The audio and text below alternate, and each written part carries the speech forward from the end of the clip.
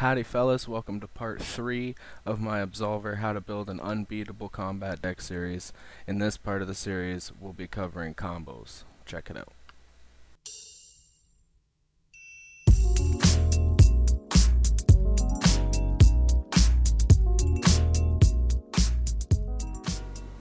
Alright guys, so like I said, in this video we're going to be checking out combos, and by that I mean how well your moves set each other up for the next move, and also we're going to be covering how to create chains of moves.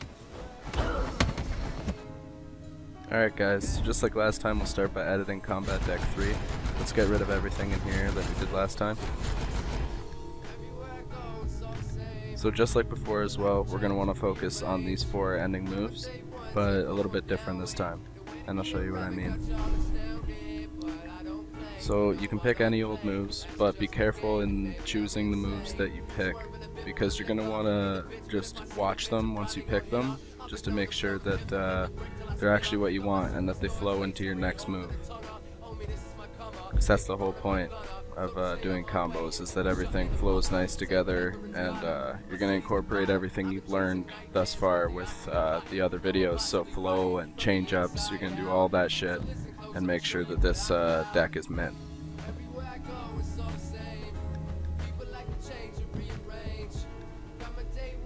So this is our second row.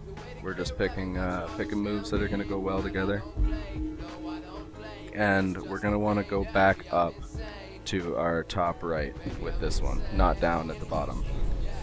So go back up to our top right. Yeah, I'll show you what I mean in a second and why we're doing this. So now these two chain into each other.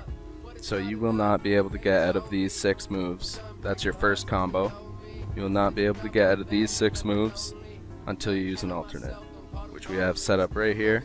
It's going to bring us down into this new chain.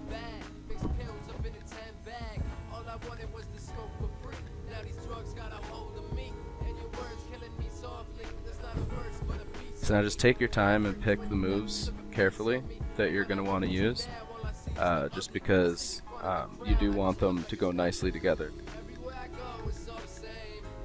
You'll see me checking out the moves every now and again, just to make sure that they go well together.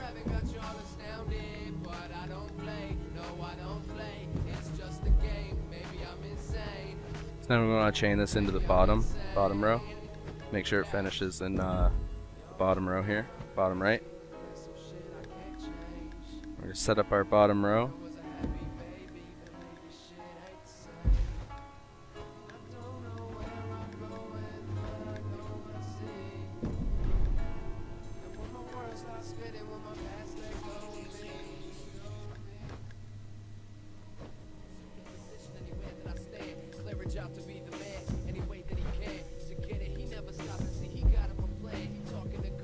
Alright, now that we've got that set up, let's check out some of these alternates.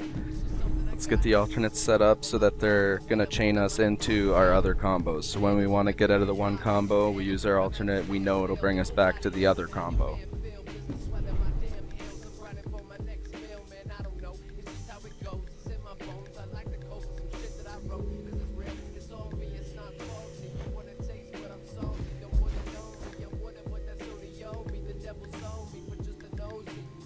Okay, so we got these bottom 2 bringing us back up to the top. We're going to have the top bring us to the bottom, and the second stance bring us to the third stance, or second last stance.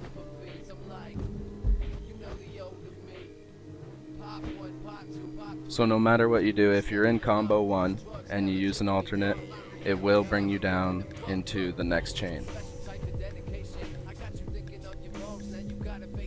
And if you use alternate in combo 2, it will bring you up into the beginning chain, vice versa. So this is what our first combo looks like. We're going to start in our upper right stance, brings us to our upper left, back to our upper right. If we want to use an alternate, it'll bring us down into our second combo. Starts us in bottom right to bottom left to bottom right. So that's how combos work.